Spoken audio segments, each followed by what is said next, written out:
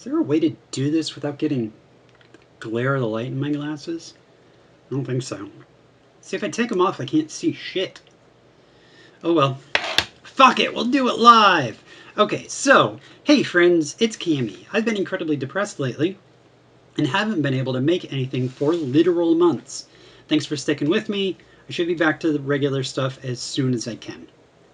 Plus, my cat died a couple weeks ago, and that means I have a fat marshmallow-shaped hole in my heart. So, it's time for some of that sweet, sweet, low-effort content. I'll be posting this video on both channels, so you can give it 2 thumbs up. How's that for low effort? I'm also going to be doing the entire video in a single take to cut down on the need for editing. We can turn this into a drinking game, meaning every time that I fuck up, take a shot. You will be plastered by the end of the video. So, the internet likes tier lists for some reason, and you also need to like my lit videos, so that can only mean one thing. Ew, no, not that. Not that at all. No, we're going to rank every Stephen King book. What is the matter with you? Stephen King has published 77 books as of the making of this video, though that will undoubtedly be 78 or more by the time you watch this. He's published an average of 1 new novel every year since his first book way back in 1974. I'd make a joke about that being a long time ago, but my audience demographic has shifted over the last year, and a lot of people may take offense at that. There are a few different ways you can count King's books, but this is mine. I'm including his novels and collections, as well as the non-fiction that I feel belongs. This includes his work as Richard Bachman. I'm not counting any of the novellas that have been published independently, with one exception. We'll get there, Hold You Werewolves. But whatever, criteria is irrelevant. Let's talk books. Because this is the internet, I feel the need to say that all of these rankings are indisputable. And if you see, I already screwed up. That's one shot. And because this is the internet, I feel the need to say that all of these rankings are, of course, indisputable. And if you disagree, you are wrong and should feel bad. His first book is Carrie from 1974. To me, it reads more like a novella than a novel. Plus, it's pretty short, but it's a classic and it sets the tone for a lot of what King will do in the future. Carrie White's a piece of shit. A tier. 1975 brings us the first novel that feels like a novel, Salem's Lot. Vampires in a small Maine town? What is this, my life story? S tier. The Shining from 1977, we all know this one. Psychics, a haunted hotel, and a writer whose wife just won't let him write. A tier. Rage, also from 1977, is his first book using the Richard Bachman pen name. There's a whole history about the Bachman pseudonym. If you care, I can tell you about it another time. Let me know. Rage is out of print because it's about a school shooter, but also it's just not that great. Amateurish for reasons you may or may not know. C tier. 1978 and the first story collection, Night Shift. It's okay. It has a couple neat stories like Jerusalem's Lot and Graveyard Shift, but it also has some real clunkers like The Mangler and Children of the Corn. B Shift. A B Shift? Son of a bitch. B tier. More 1978 for The Stand. I haven't actually read this version. The copy I have is super misprinted, and the pages are all out of order, but we'll come back to this particular book eventually. 1979 gives us his second Bachman book, The Long Walk, which borders on novella territory. A dystopian future where teenagers are forced to walk until they die for the joy of millions. Reality TV at its best. It's fantastic, but it falters near the end. A tier. The Dead Zone, also from 1979. More psychics, this time with political assassination plots. S tier. S tier, I said. There we go.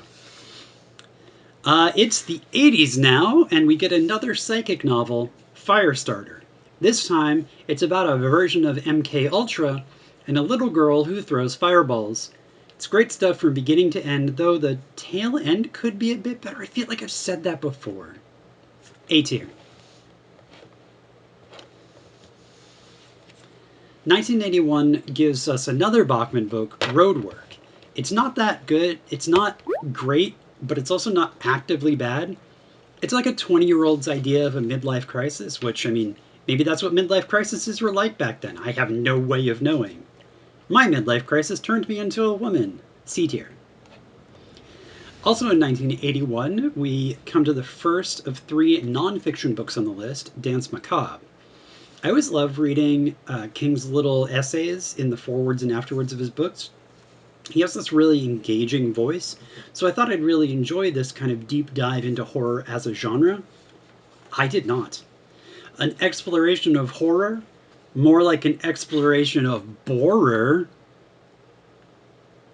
D tier. Still in 1981, Cujo. We all know this one. Big fluff woofer gets rabies and traps some people in a car. My script actually says, make a better dog joke, maybe a pun. This is the kind of well-prepared content you're here for. Cujo is better than it has any right to be given the threadbare concept. B tier. More Bachman, this time another dystopian nightmare world of reality television, The Running Man from 1982. A guy goes on a show where professional trackers hunt him for money so that he can pay his daughter's medical bills. America, S tier. The book is S tier, not America. America is totally D tier right now. Oh my god, it is so hot in here, y'all. It's like almost 100 degrees in Maine today. And I had to shut the AC off. I'm dying. Let's see if we can get through this without me melting, or my makeup melting off my face, and then you have to see me without it. Anyway, we reached the first Dark Tower book, later in 1982, The Gunslinger. This was the first real King book that I read, and one of 2 books that got me into reading. The other was Bradbury's The Illustrated Man, back in middle school. I think it was the pictures that made this book less intimidating.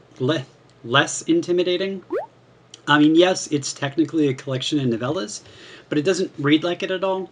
The man in black fled across the desert, and the gunslinger followed. S tier. Speaking of novellas, different seasons. The story goes that King didn't want to be known for only writing horror, so he did a bunch of other stuff. In my opinion, it's really more like 3 really good novellas and 1 short story that has no business being there. The peak of this is probably Apt Pupil. King really sings in his novellas. Some of his favorite work of mine is in this format. If for some reason you like this video, I can probably do a follow-up about just his novellas. They're all great. Well, not Mile 81, but we'll get there. So, despite the breathing method, S tier. 1983 marks a bit of a shift. Any author as prolific as King will have some kind of drift in style and tone over time. King has this, but he also has these abrupt evolutions that kind of define eras of his writing. It's not anything I really know how to describe, it's just his books feel different. And what is this Temple of the Dog book, you ask? It's Christine, you know, the one about the murderous car. This is the only book of King's that I actively dislike. It's real bad in story, character, narrative, and especially execution. I could go on. This should have been 6 pages, not 600. I kept waiting for it to get good, but it just kept getting worse. D tier. Also published in 1983 is Pet Sematary. It might be predictable based on the 2-foot-tall Cthulhu with cat ears I have back here behind me, but I really love a good cosmic horror story, and this has lots of that and more, like a zombie cat.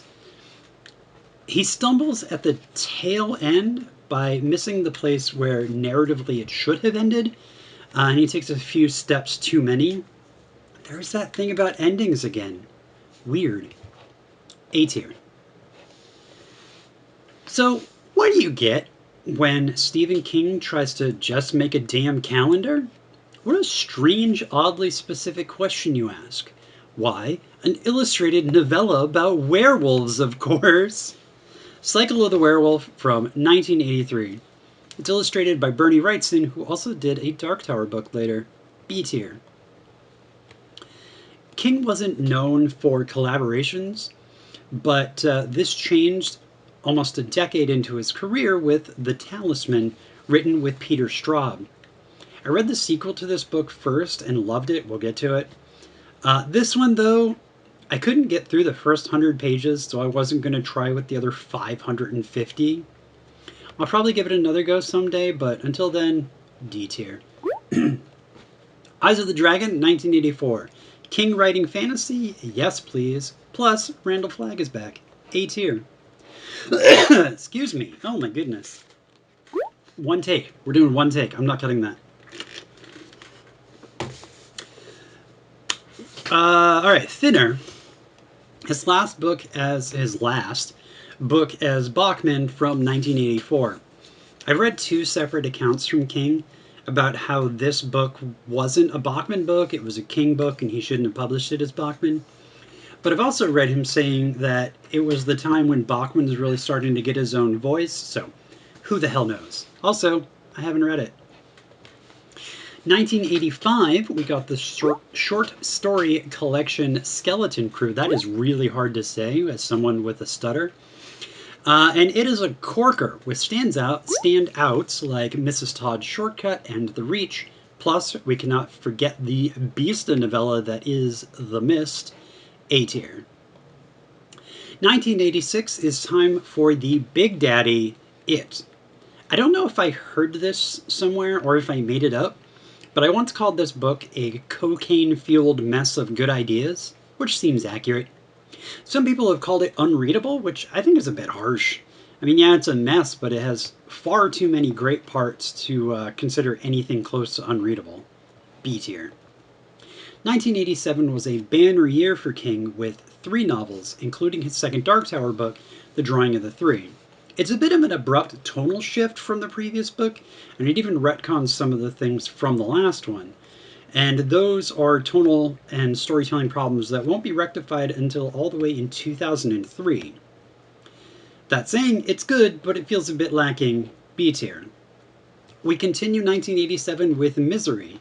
We all know the story of this one from the perfectly cast Kathy Bates starring film.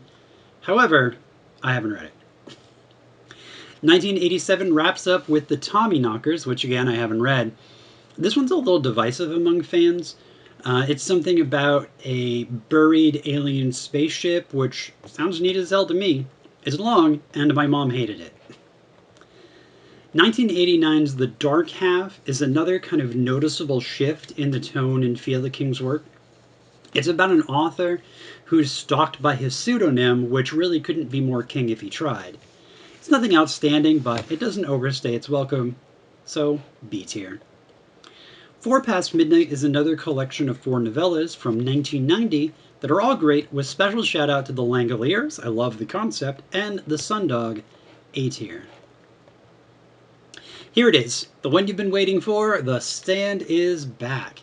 This 1990 expanded version reintroduces a slew of plot, story, and characters, dare I say too many characters, cut from the original printing. This is the version that's been in print for the last 35 years, and the one that everyone knows, and is the basis for both series adaptations. It's great stuff, classic, S tier, one of my favorites. 1991, and we're back to the Dark Tower with one of the best in the series, The Wastelands. It's your basic kind of run-of-the-mill post-apoc fantasy western cyberpunk multiverse cosmic horror story. The ending, though. I would have been pissed if I was reading these back when they came out and I had to wait 5 fucking years for the next one. S tier. More from 1991, Needful Things. I haven't read it. We'll be getting more and more books I haven't read coming up. 1992 gives us Gerald's Game and Dolores Claiborne, 2 books that are tangentially connected, but I haven't read either. 1993, it's time for another short story collection, Nightmares and Dreamscapes.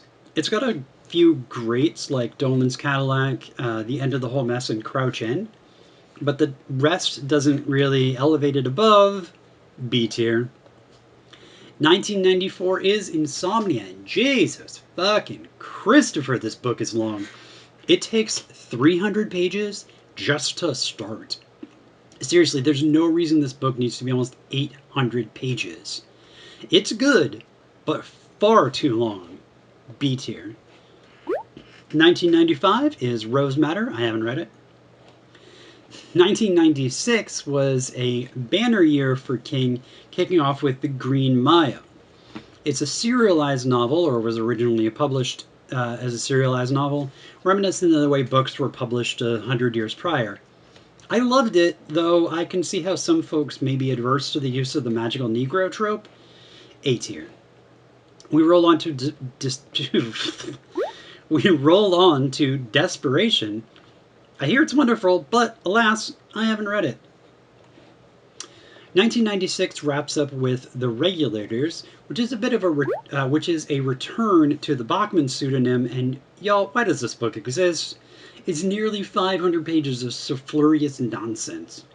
It's a retelling of Desperation, which I hear is a perfectly fine book. If this were a 100-page novella, I probably would have loved it. And if this video were just a simple ranked list, this would be near the bottom. C tier.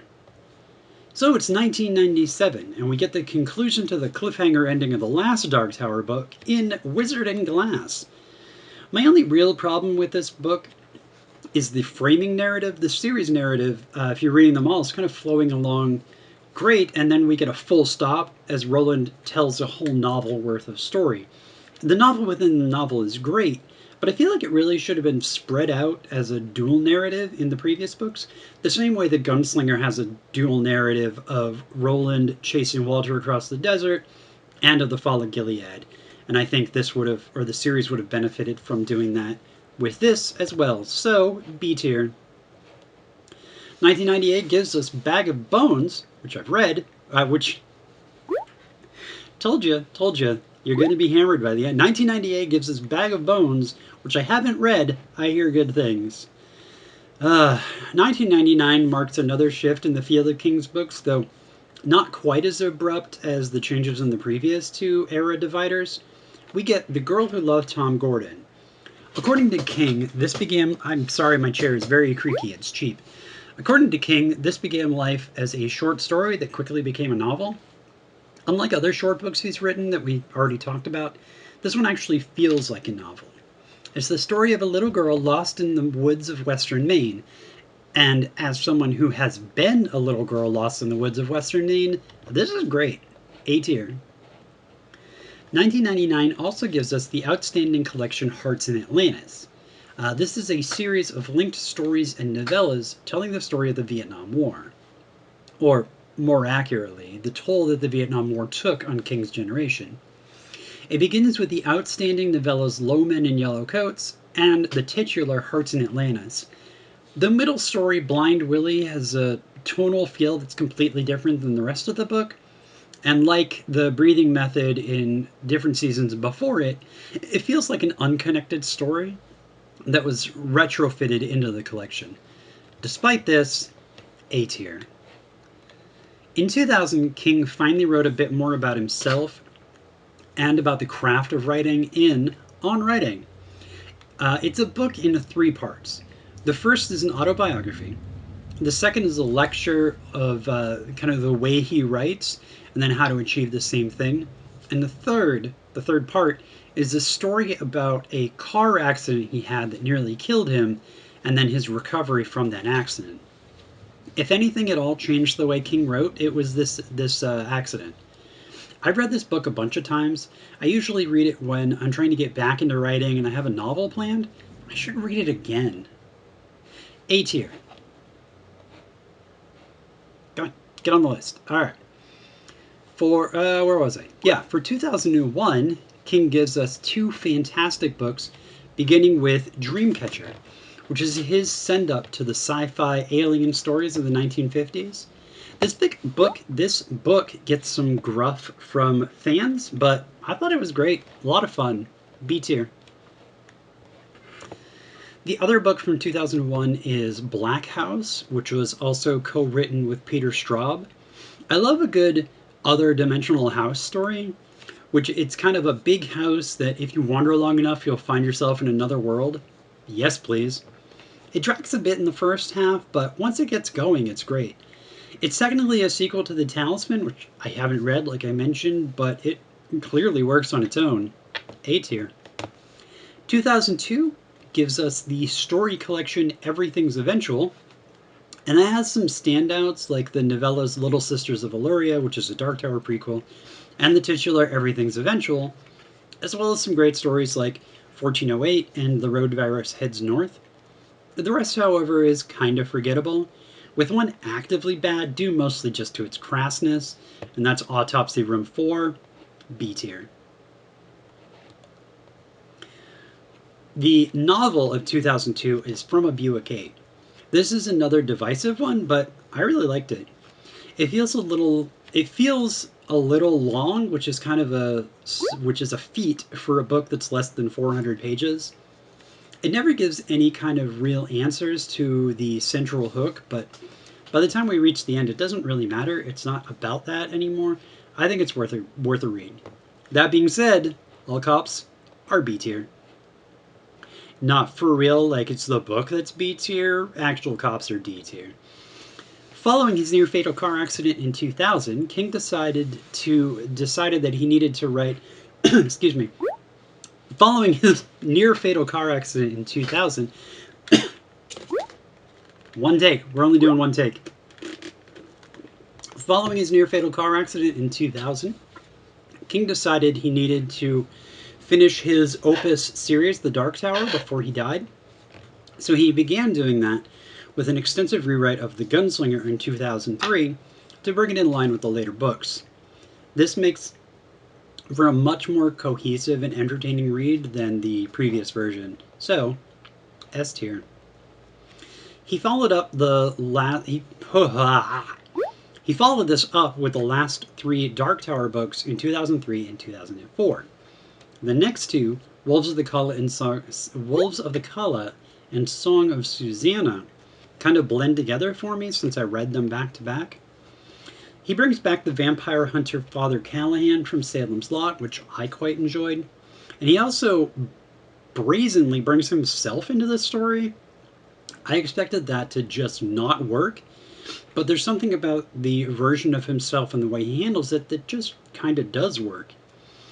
Also, the future history of this version of King in the epilogue journal is wonderful and should not be skipped. A tier for both. The final Dark Tower book, fittingly just called The Dark Tower, is a powerhouse of a finale. Also, it's long as fuck, but it doesn't read like it. Everything you would want wrapped up gets wrapped up, but also doesn't get wrapped up.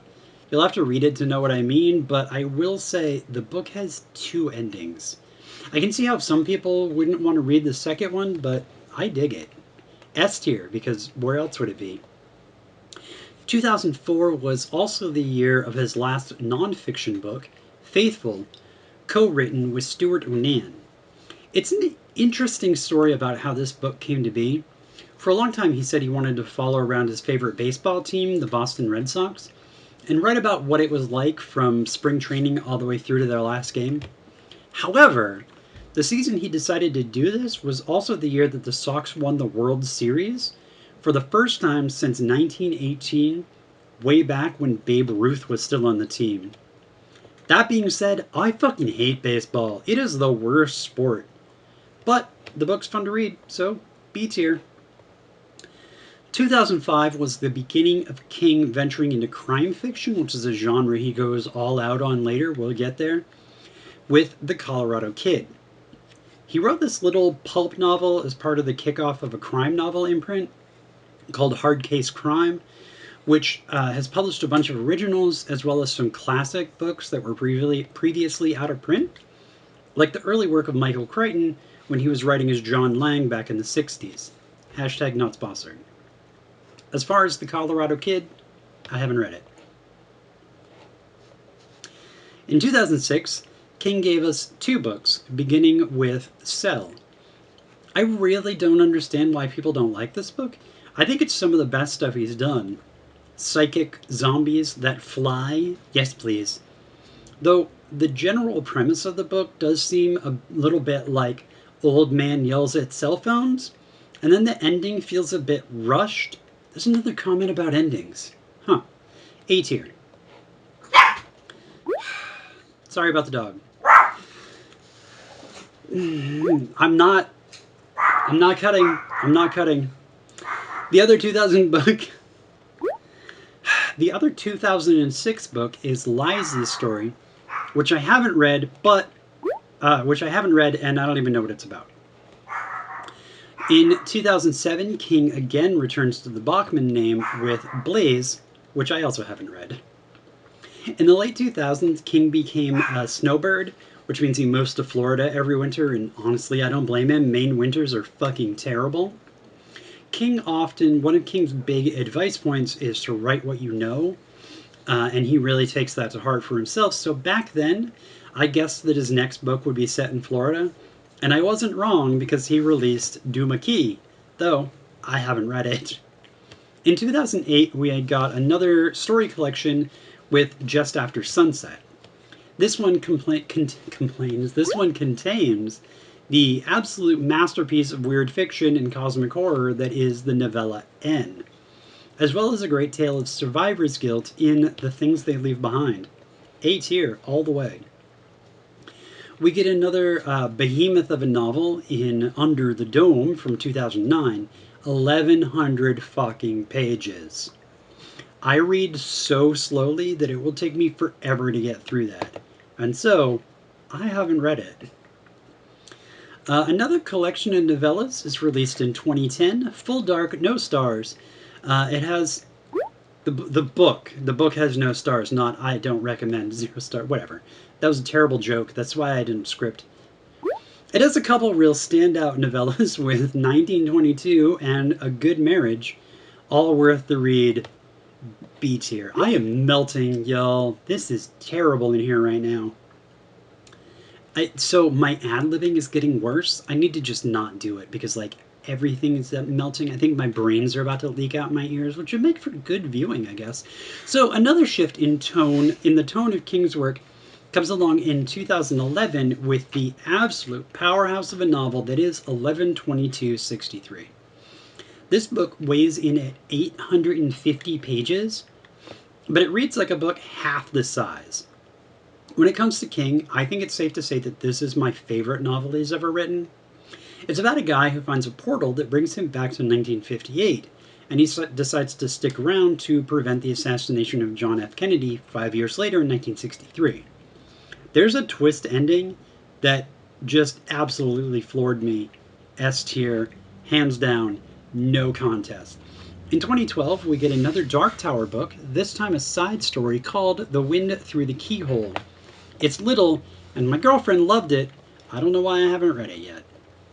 Another hard case crime book comes along in 2013 with Joyland, and it marks the time when King really goes hard into crime novels. However, I haven't read it. In 2013, we also got a sequel to The Shining with Dr. Sleep, which I haven't read and I know nothing about. In 2014, we get 2 books again, beginning with Mr. Mercedes. This is the first book with the characters of Bill Hodges and Holly Gibney. I adore everything about Holly. This is a crime novel with a dual narrative of a criminal and a detective playing this kind of cat and mouse game with each other that has a constant escalation. It's great. Everyone should read it. A tier. The next 2014 book is Revival. I read really slow, as I said, and I burned through this in a weekend. It's easily one of his best books. It follows the story of this guy from childhood through late middle age and his friendship-ish with this eccentric who has an obsession with electrical experiments and has some sort of mysterious goal that we don't find out about until the end. It's weird fiction and cosmic horror as only King can do it with a grounded, human-centric narrative. S tier. King's 2015 book, Finders Keepers, is the next Bill Hodges crime novel. It's not quite as tight as the last one, but the setup is fantastic. A guy buries a treasure before going to jail, and that treasure is found by a teenager who seeks out Hodges and Gibney's help when said robber is released from jail. A tier. The most recent short story collection, but not the most recent collection overall, is The Bazaar of Bad Dreams, which also came out in 2015. I'm going to list this one as unread because I started it and then I gave up because the book opens with the novella Mile 81 that is just so bad. It's a threadbare premise stretched across far too many pages, and it features children that feel nothing like the kids of 2015 and more like the kids of 1955, maybe generously 1985. It reads like someone doing a really bad Stephen King impression. It's bloated and out of touch and overindulgent, dare I say, masturbatory. A third Hodges and Gibney book was released in 2016 called End of Watch. I just started this one the other day, but I likely will have finished it by the time you watch the video.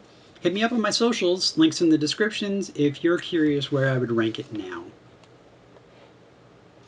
So, we're in the home stretch, folks. Stay with me. In 2017, he released a book with his son Owen King called Sleeping Beauties, which I haven't read. In 2018, gives us a Holly Gibney solo book with The Outsider. I haven't read it yet, but I'm looking forward to it since she's my favorite character in both Mr. Mercedes and Finders Keepers. Much like End of Watch, by the time you watch this video, I may have already finished it. Feel free to ask. Again, links down below. 2019's The Institute is kind of a return to form for King. It's about secret experiments in psychic children. The book is a great read with a really compelling characters and fun action, and he nails the ending. However, the book is severely let down with the beginning.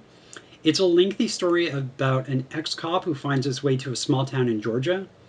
But then we find out that that character isn't the main character of the book. He's actually just a side character who doesn't show up again until the third act. And it really robs the actual opening of the book from being as gripping. The actual opening of the book is this kid waking up in a room that looks just like his bedroom without windows. Because that doesn't happen until nearly 100 pages in. That being said, the book is still fantastic. A tier. I haven't read the last few entries, so I'll speedrun it. If It Bleeds is a novella collection from 2020. What are we doing? Okay. Later, from 2021, sees King return to hard case crime, and he did another crime novel from 2021, Billy Summers. His most recent book, as of the recording of this video, is Gwendy's Final Task, written with Richard Chismar. Chismar? I don't know how to say it. Apologies if you are Mr. Chismar? The novel is a sequel to two previously published novellas. King has another book due in a few months called Fairy Tale, and a book in the works called Holly, which is a Holly Gibney solo story, probably will be out in 2023. Just remember that, like I said at the top of the video, if you would rank these books differently on the list, then you're clearly wrong. However, I still like to know which parts you're wrong about, so I put a link to the tier list I made in the description, as well as links to my socials. If you want to check out any of these books, I have affiliate links in the description, as well as a couple other ways you can help out the channel. And as always, special thanks to the badass boss bitches that are my current patrons on Patreon. Killing it, y'all, killing it. Michelle Lisi and Lisa M. Kroll, thank you so much. You make all of this a little bit easier to do. So, you know, with all this Stephen King talk, I'm thinking a lot about his endings, and I hope the fact that he has a hard time with endings doesn't make me have a hard time with the ending of this video.